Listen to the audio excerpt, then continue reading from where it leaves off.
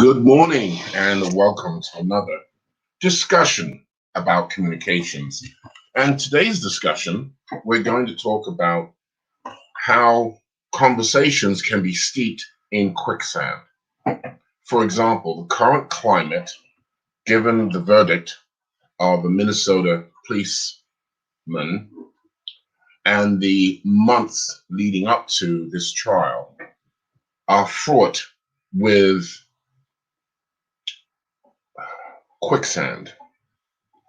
We know that the history is replete with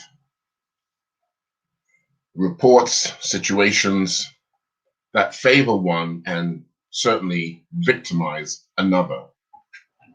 I'm going to ask you for a moment to turn it on its head. I'm going to ask you for a moment to look back into your own ancestry, if you dare, and see that this is a cannibalization of humanity. So if you look at history, and I'm going to steep it in this area, right? If you look at history of how cultures come together, how cultures are usurped, how nationalities are bred into and with one another for economic benefit, then the conversation takes on a very different picture. And I say that because the desired outcome is to stop the cannibalism. The desired outcome is to elevate the conversation so that we don't feel victimized. We don't lose intellectual capital. We don't lose social engagement. We don't continue to have these rough and harsh relationships which go nowhere. And they only serve a small minority of a minority of a minority of a minority group of people, where the rest of us, well, look at and listen to the engagement and conversations we're having. Conversations steeped in quicksand. Conversations steeped in quicksand. Let's look at some very obvious areas in our lives. The phrase I came up with is, how can we enter conversations? Excuse me, how we enter conversations and our intent sets the tone and drives our interactions, right? How we enter conversations physically, mentally, emotionally, with our sensitivities, lack of, and or enhanced,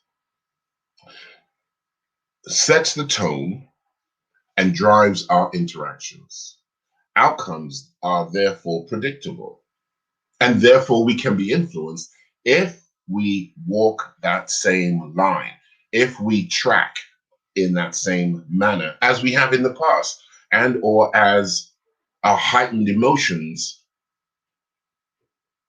prevent us, as opposed to driving us in a direction, prevent us from having a meaningful engagement. Now, once again, I'm getting my Malunga tea. Thank you very much, my dear. By the way, today I'm going to share with you two very, very common, I think they're vegetables, but I believe the term fruit is if you have seeds. So this is a lemon, right? Produce. And this is a root, ginger root, raw ginger root. Now, this is not the best sample of the ginger root. This one's kind of gnarly, right? Looks like fungus, right? What do you think of that, right? Let's put this over here. Yeah, that's ginger and lemon. Why did I show that to you? Well, unless you blend those two together nicely and with the right other ingredients, you will not have a pleasant experience. The lemon, just eaten by itself, most of us do not like that flavor. The ginger, same thing, can be very strong. Yet together, and you might add some honey, raw sugar, a lime, uh, even mango, quite frankly, fruit of mango. And then if you juice it, it will give you a whole other experience. So just as with conversation, or I should say, just as with these produce items, conversations can also be steered, created, and unfortunately sabotaged. So let's look at some common areas. One, I'm going to jump right in. Husband and wife relationship. Husband and wife relationship. And there are phases, right? There are phases. You come together for the first time, bells and whistles are going off, fireworks. You've got the 4th of July. You've got your national anthems. You've got everything going for you. If you move too quickly, if you assume, you will derail the desired outcomes. If you do not ask for qualification, if you bring the wrong assumptions to the table, you will derail the desired outcomes. Okay?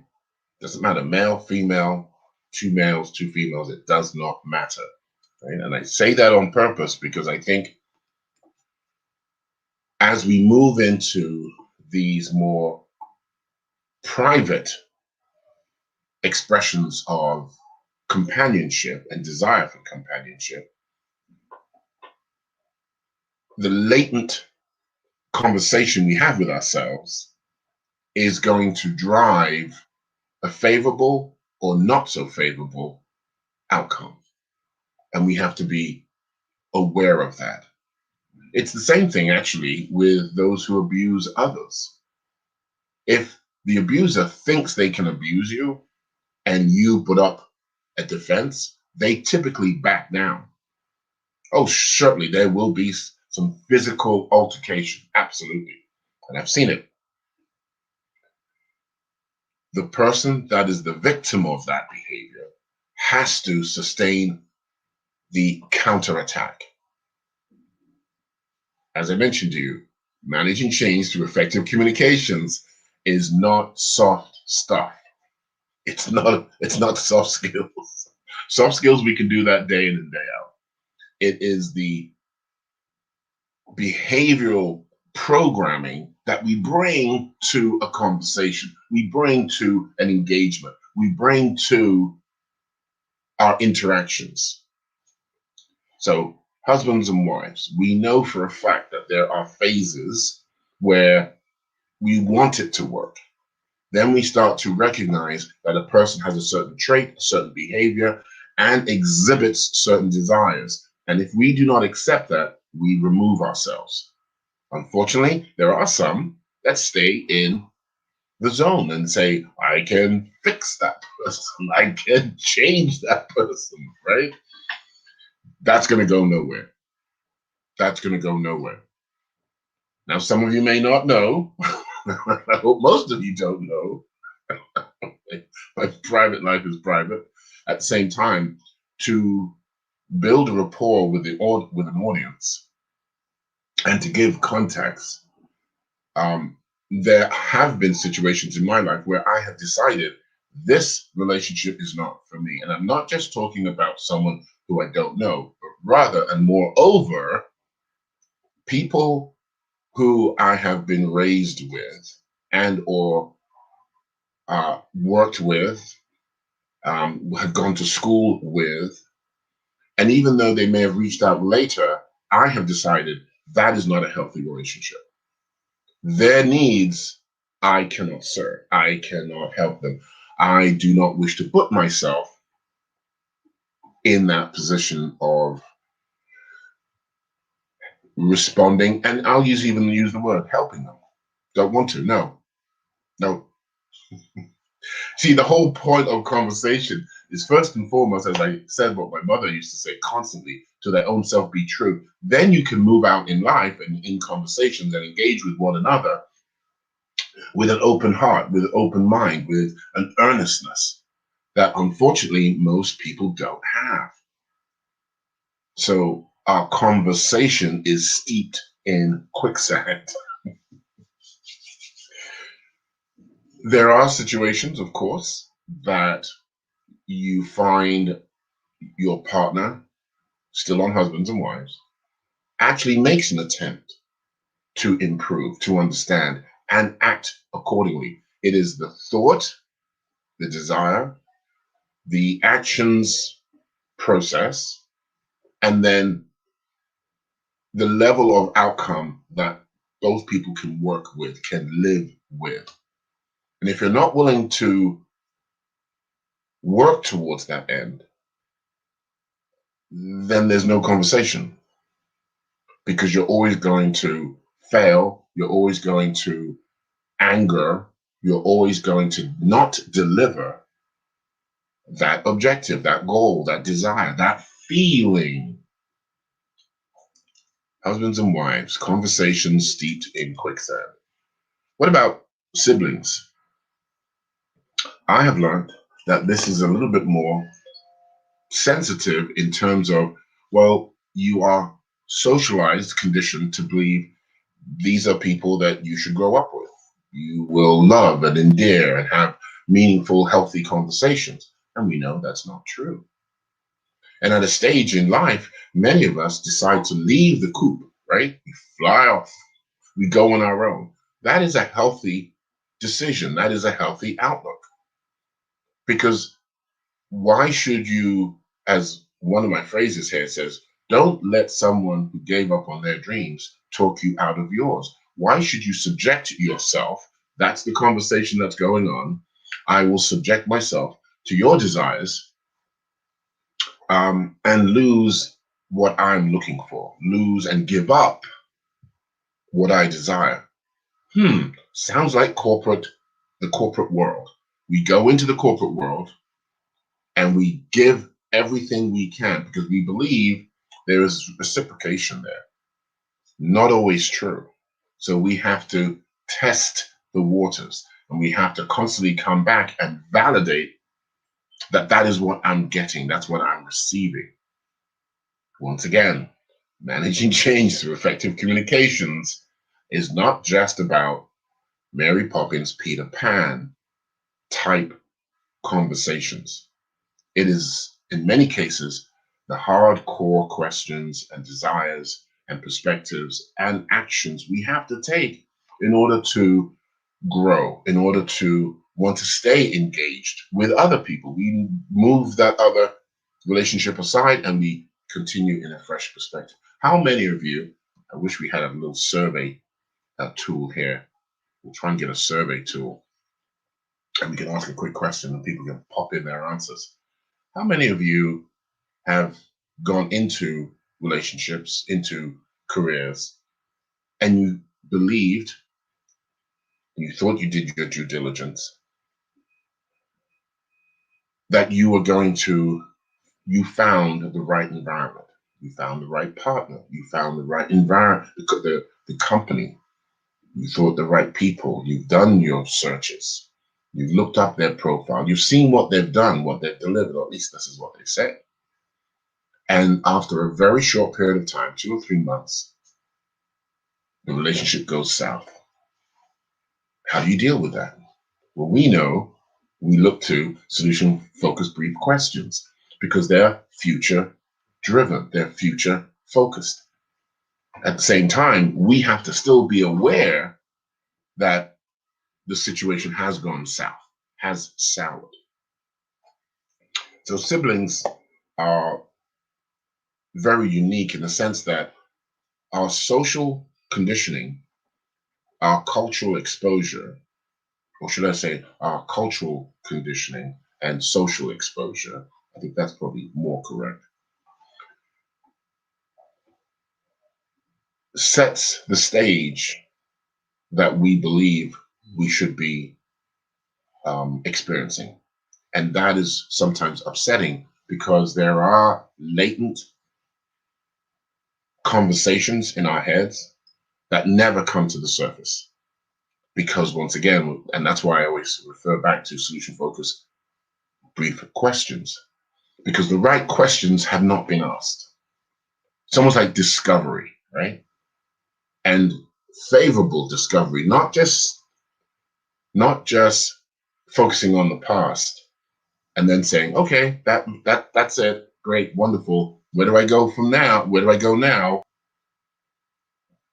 It's saying that there are constructs in our culture, in our society, that favor one and displaces another. And if you are siblings together and you have that difference, are you having that conversation to say, I did not know, I did not realize, right? What about those who have foster parents? What about those who have multiple mothers, fathers who come into their lives?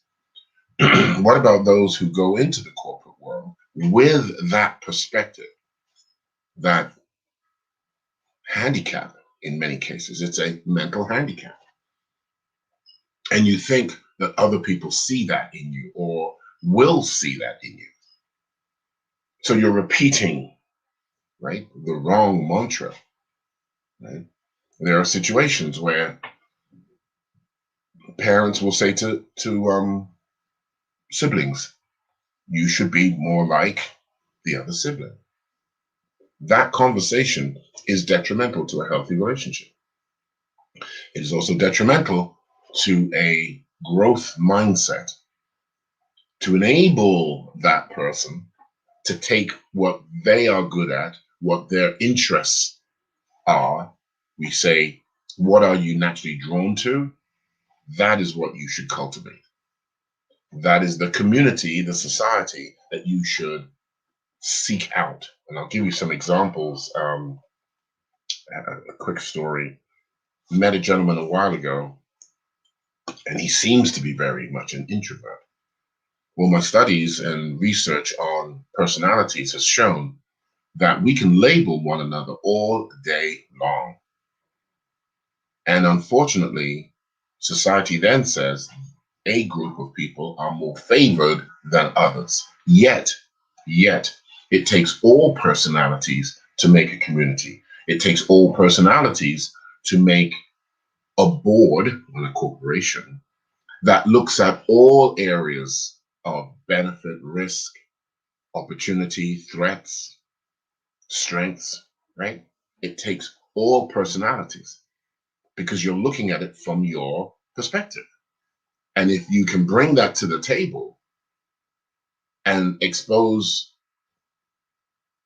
a threat that could occur, a risk, then minimize that risk by putting that perspective in place and allowing it to be part of the process. Now you've got something, as opposed to being dogmatic or favoring one view, which leaves you exposed to multiple other areas. So that sibling, um, the individual, we had been speaking for a while, and I identified, because of what profession they were in, that was really what they liked to do. It was that most people, when they spoke to this person, would take them down the path of, well, you need to be more social. You need to be more extroverted. You need to. And I said, no, you don't. I said, no, you don't. Again, because of the ability to put questions onto these social media platforms, these browsers, you can find groups and organizations and individuals who duplicate your personality, that have a similar personality traits as you. And we did that as an exercise right there and then. And he just totally opened up. Now, why couldn't he have done that?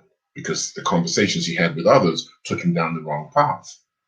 Why couldn't he have done that just from curiosity? Because he hasn't been exposed to the ability to do that. When I first came to America, one thing that struck me was the open-mindedness.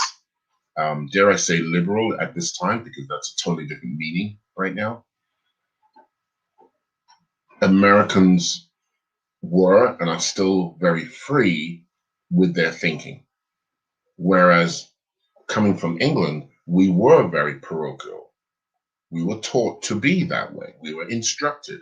We were exposed to the world in that fashion.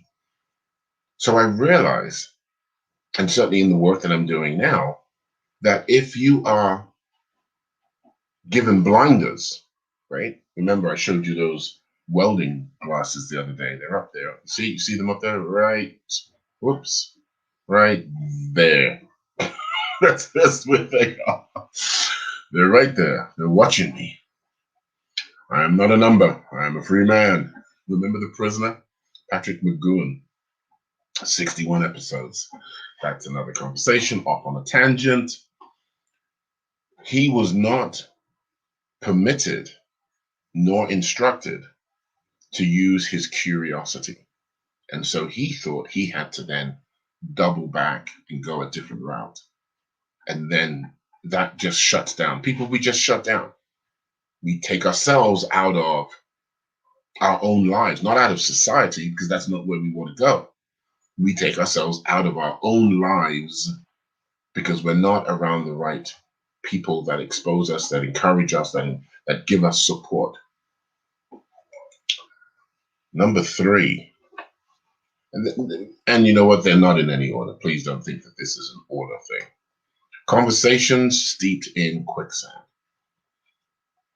When you're meeting with your supervisor, when you're meeting with your upline, when you have to report to another person, what is that relationship like?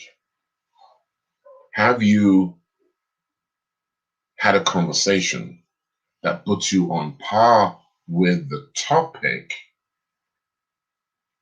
and leaves the title authority out of the equation?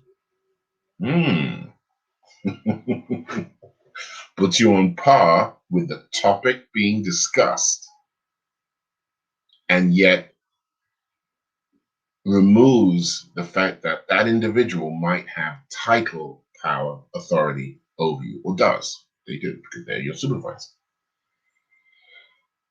Big question, how do you do that? Well, you have to do your research. You have to do your homework. You have to find out what's important. What are the strategic objectives of that individual's position that lead to the division, the department, the region, the national objectives, the corporate strategic objectives. Because once you start speaking in that fashion, you are on par. You are a partner with them instead of being just an employee. Think about it. If you sat down with accounting, legal, HR, operations, sales, distribution, quality control, right? Sat down with those guys, and you were able to draw on one facet that is important to them for their operations, and you were just an intern. Let's start from the beginning, not the bottom, the beginning. See how I position that? You're not at the bottom. You're at the position. You're in a position, and you're an intern. And you said to, let's see if we can remember these. Let's do accounting, because that's pretty obvious. Then we're going to do legal, right? That's there to protect. Then you're going to do HR, my favorite. I'll take a drink on that one. Ah, goodness. That's what the Malanga tea does for me. Operations, right? Sales, right? What else do we say? QC, quality control. There was another one here. Distribution, maybe? Operations, distribution. And you said you brought up a topic about how accounting can be better favored for the client. Maybe terms, maybe conditions of those terms, maybe an aspect of existing contracts, and then a proposed idea for a contract, which all feeds into accounting. Okay, what if you were able to identify one small aspect and position it as an idea, and you did some precursor research, and you actually spoke to someone in accounting. So that next meeting, you could say, well, Bob and I had a conversation. And Bob, correct me if I'm wrong, would, and then you express the idea.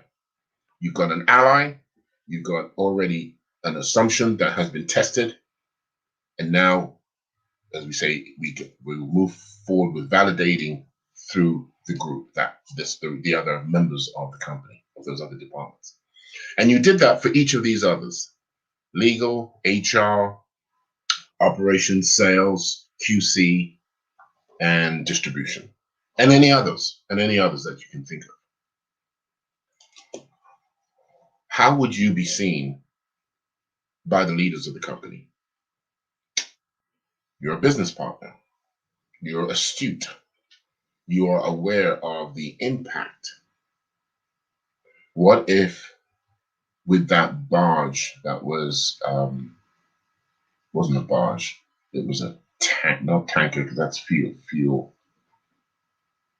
It was a cargo ship, the biggest in the world. And I can't remember where it was stuck. It was stuck in some man-made canal. Right? And for a week or two,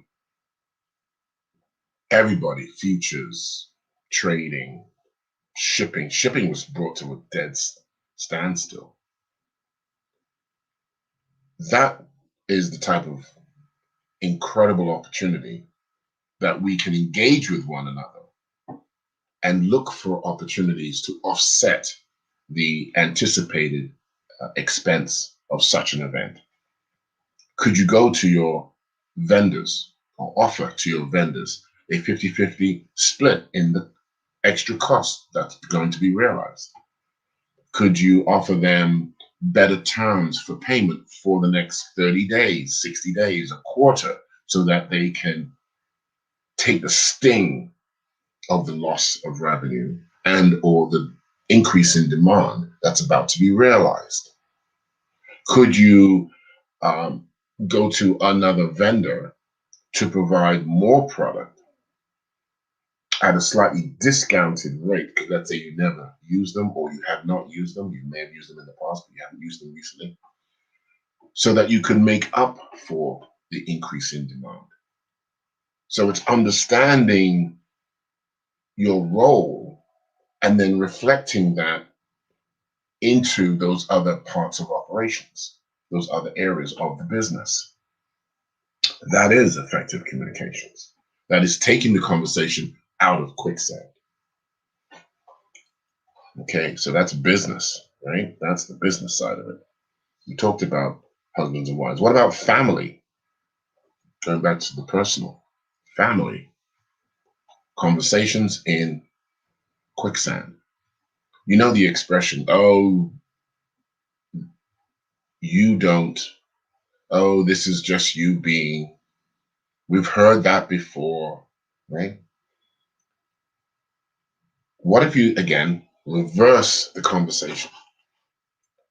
Ask your family member to reverse the conversation.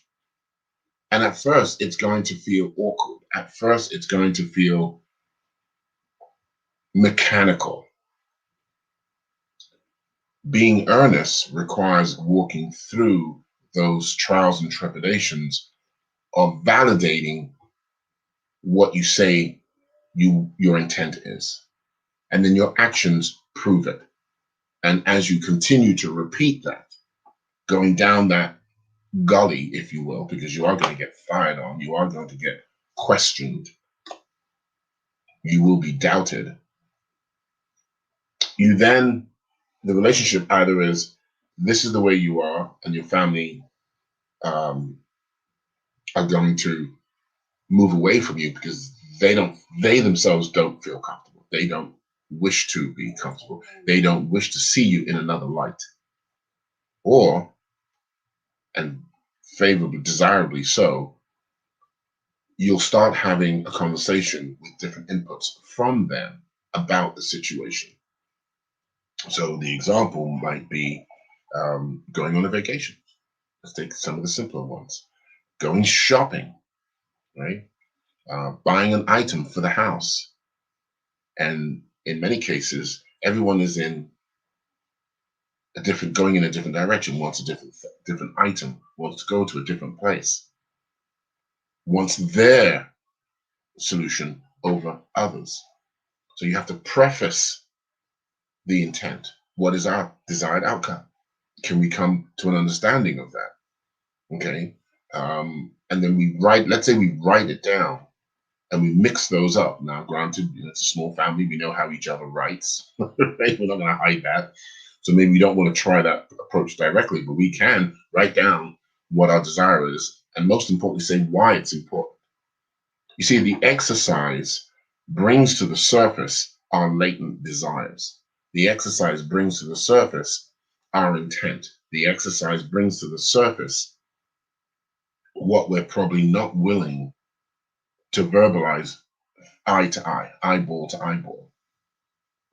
And once you start doing that, it breaks down these artificial barriers, right?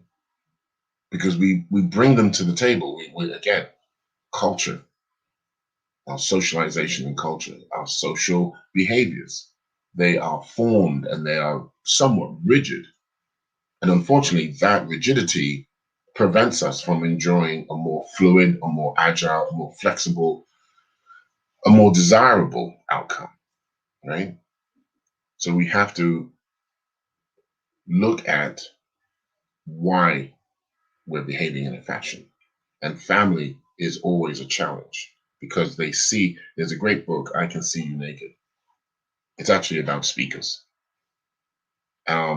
Talking about books, I have a few books I want to share with you here. I'm just going to kind of change gears. Richard Holstrada, America at 1750, Social Portrait. Oops, there you go. Social Portrait. Great piece of historical narrative that if we look at today's society, we can see the underpinnings of why we still distrust one another. That's a great, really a great piece of reading. And it's a short read. You know how we want everything short and pithy, right? It's turning yellow. So you don't have to hurry up and get it. But it's a really great read. Regulating the Poor. Again, the point of my sharing these with you is to give context to how we behave today. And unfortunately, we're always not just in the now, but we're always so animated in the now, right? It's, in meditation and some of the life sciences, we talk about understanding life the way it is today, how you feel, being in the moment, enjoying the moment. At the same time, this book by Francis Fox Piven and Richard A. Clowen, this just showed to you again. This book shows how our social systems create disparity among one another. And if we're not aware of that, our conversations, again, are steeped in quicksand. Weapons of mass instruction. This is a gentleman, John Gatto, out of New York State, an educator for 25 years. He talks about how we are dumbing down and misrepresenting knowledge and how knowledge should be used and how our brains should be cultivated. Our brains should be cultivated to explore, to look for, to test and validate what our assumptions are, and then push those boundaries, just as in space exploration. The last time I tried to reach out to him, he was very sick. I'm not sure if he survived, but I did not hear back from his people. I was actually looking to interview them. Principles of speech communication, Inger, Ronbeck, and Monroe, right? This is more technical and fundamentals of conversation, right? Principles of speech communication, how we engage with one another. What are the precursors to how and why we're engaging, and what are our intents? What we wish to accomplish? across different cultures, across different social groups, and how we see those social groups. That's what's really cool about that. When you talk to somebody, a great movie we saw the other night, Foster Child, and the lawyer who was made to represent this young man who was in the foster system said, "At first, I saw you as. Now that I've got to know you a little bit, that perspective has changed." And we know this time and time again. We can walk around all day long and look at people and make assumptions. We do that all day long. So it's not to say don't make the assumptions. Moreover, the question begs, what's driving us to be so quick to make assumptions? Of course, my favorite, Fundamentals of Interpersonal Communication. My mother signed this book to me many years ago, and it is brilliant. The stuff is technical. The stuff is very linear in fashion. Yet the way that I enjoy the book is that you can take sections of it and apply in the field. I can take sections of it, and if I'm going to meet someone, I can say, okay, how can I use this? Could I use this? Is it appropriate to be used? That's one thing about knowledge. We're always looking to see how we can use it. Moreover, is it appropriate for the environment, the conversation, the time, right? The members of that conversation who are in the engagement. This is a really great book. This is going back some time. Again, knowledge is something that matures, right? It matures because we learn to use it, we learn to understand it, and therefore it becomes more impactful. Then the challenge is when you do put it out there in the world, how are other people receiving it? How are other people receiving it?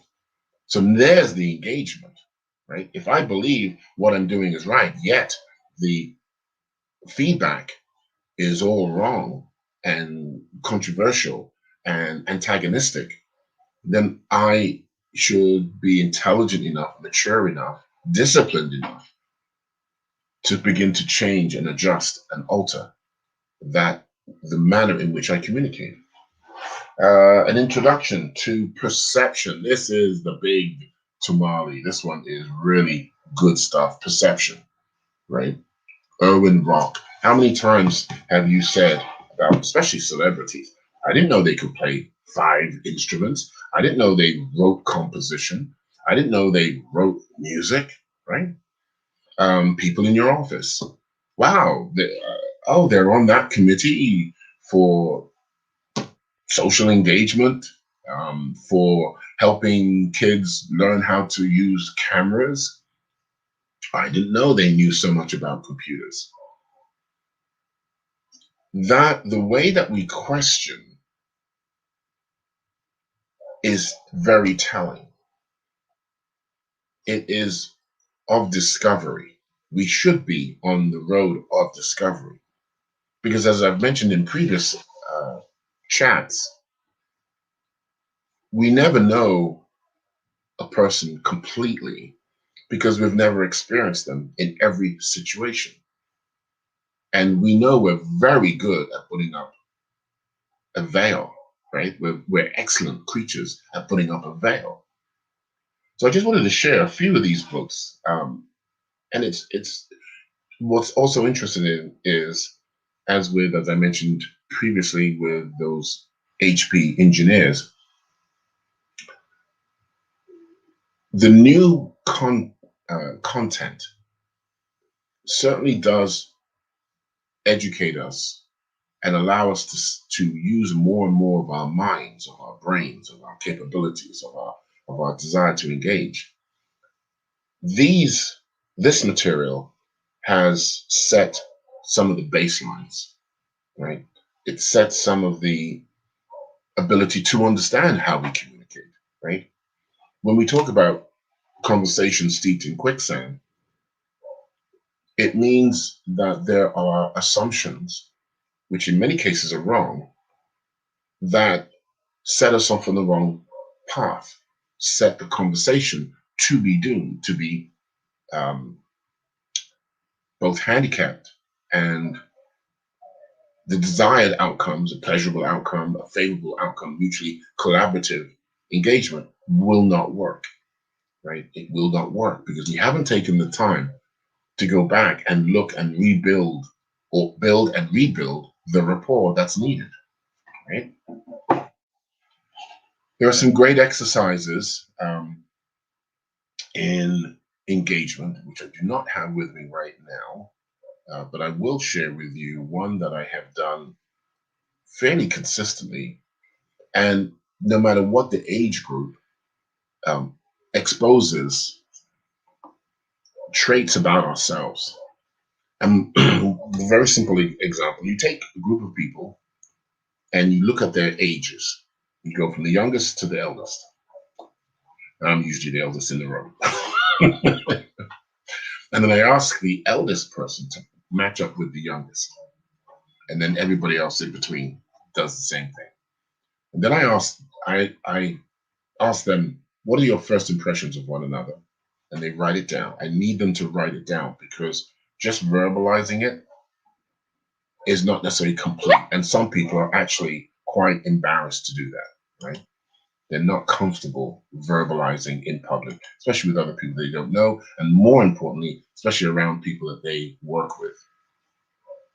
They write down their first impressions. And then I'll say, ask a simple question. I don't tell them what the question is. I simply say, ask a simple question.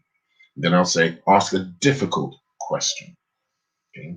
Then I'll ask them, find an interest that that person has. Find out about an interest.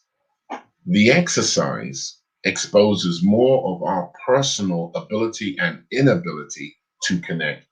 Moreover, the willingness to connect, even in a even in a artificial environment, right? Training is somewhat artificial at times.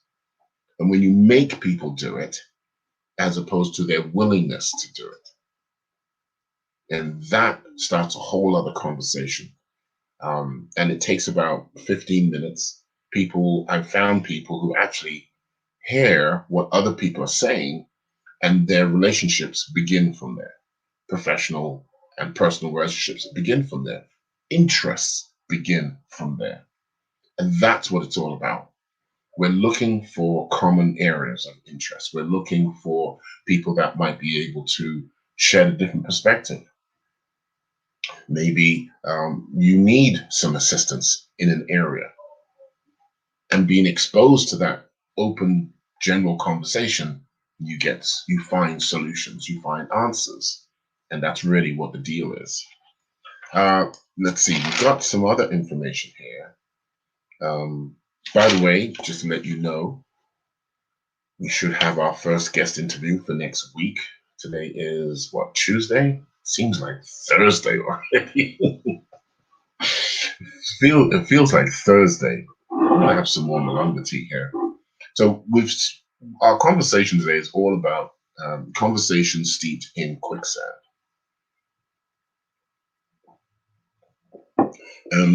I shared with you the expression, how we enter conversations and our intent sets the tone and drives our interactions. Outcomes are predictable, right? And then we discussed about husbands and wives and how that whole construct works, and how we can begin to look back at when we first came together and begin to understand how we arrived where we are today, and then decide, is this where we want to continue? Or are we willing to continue to work together, earnestly work together to move, refocus, reset our compass to where we want to go? And that is the work. That is the rub. There's no getting around it. We talked about siblings and the underlying cultural and social constructs that set us off for one another and against one another. Those are very painful because society has already impacted us, and we are going to either react or respond. Again, take the steering wheel move the rudder in the direction that we wish to go. We talked about the corporate environment, where even an intern, if they do their work, we call it due diligence, right, in legal and accounting. If they do their work, they can be in the same space, not with title power, with knowledge power, what information they bring to the table. And it sets the relationship up with everybody else, with your immediate supervisor, manager, with colleagues that um, you work with on the same par, and they're delivering different levels of the services that the company provides, service benefits, products, and all the way up. And you can begin to forge better, meaningful relationships, business relationships, than just taking instruction. We have the means to do that. All of this technology here allows us to access information.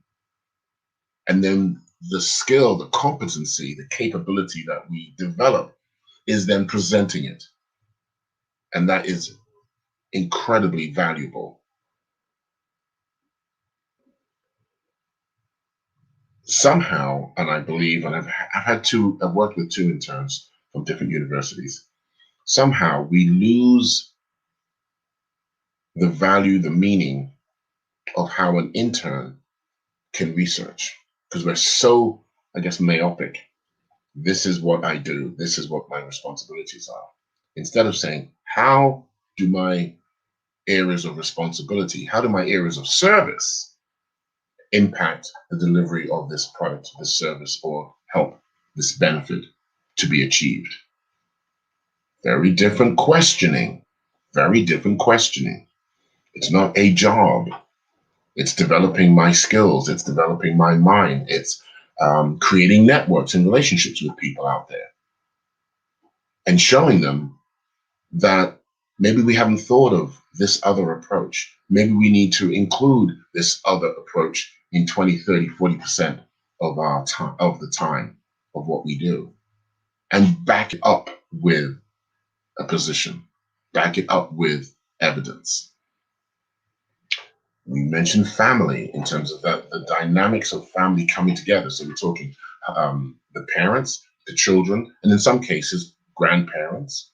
In some cases, outside relationships, foster students who are coming into the country to study and they're with our family and therefore they impact that family. Nephews and nieces who have not lived with you and they come into the family, how that impacts the family. Having meaningful conversations, setting up the family so that they can win, taking them to the safe island. There are multiple forms of relationships. There are some relationships that you need to just let go. You need to be guarded. All right. So let's say you can't let go. You can't just remove them to the side, then minimize the amount of time and energy that you put into that relationship because it's going nowhere. I think maybe the challenge really is, are you going somewhere? And if you're not, fine. Then whatever comes your way, comes your way. On the other hand, if you are steering your ship, no matter how frustrating it is, no matter how much you have not achieved your desired goals, what is interesting about that perspective, well, I haven't achieved what I wanted. I've been doing this forever. I'm tired. I'm exhausted. I run out of ideas. The interesting thing about that realization is you haven't slipped into obscurity. You haven't lost your mind. You haven't, dare I say, committed suicide. You see, that's the whole point, isn't it? Managing change through effective communications. If I don't engage myself, if I don't meaningfully consider what I want, then I will fall and become susceptible to what I do not want. And we see it all the time. We're talking about it now with the opioid crisis. We're talking with the abuse of civil servants, policemen in our society. We see it with the COVID, the duration, not just the fact that the COVID came about, it's the duration that it's impacting on our lives. It's changing the way that we engage with one another. And if we think for a moment that we should not be on guard, on point, paying attention to ourselves and prepping ourselves the night before, in the morning, meditation, I think those two are the most crucial. Because before you go to sleep, you're prepping the mind to focus on what it is that you want, as opposed to what it is that you can't manage. You haven't been able to manage. And the mind works on that. That's why we can't go to sleep. You have insomnia. You have anxiety. You have mental trauma, right? Paying attention to the night before, paying attention to how you come out of your alpha state. And despite the challenges and negativity and unfavorable outcomes you will experience that day, you are better off than if you did not do those steps. Conversations steeped in quicksand.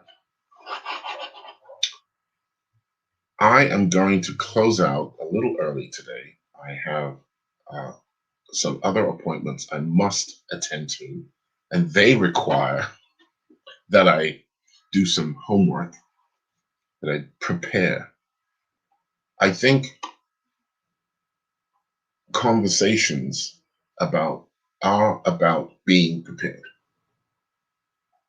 It's not just having the conversation. It's not just delivering the conversation. It is about preparing for the conversation. And you prepare for it by being aware of the elements that go into achieving the desired outcome. I want to achieve a certain outcome, so I need to prepare. I need to do some homework. I need to do some research. I need to be aware of the passive aggressive. I need to be aware of the proverbial barking dog or meowing cat and absorb it and let it go. Absorb it and let it go. Maybe, as I love to use the oak and the willow, be steadfast as an oak and yet allow the winds of change blow through your branches, blow through your leaves. The science proves it. Socialization has shown it. And when we remove ourselves from that engagement, it is detrimental to everybody and everything around you. It is amazing how quickly young minds will subscribe to a fallacy. They will subscribe to what they are shown and taught.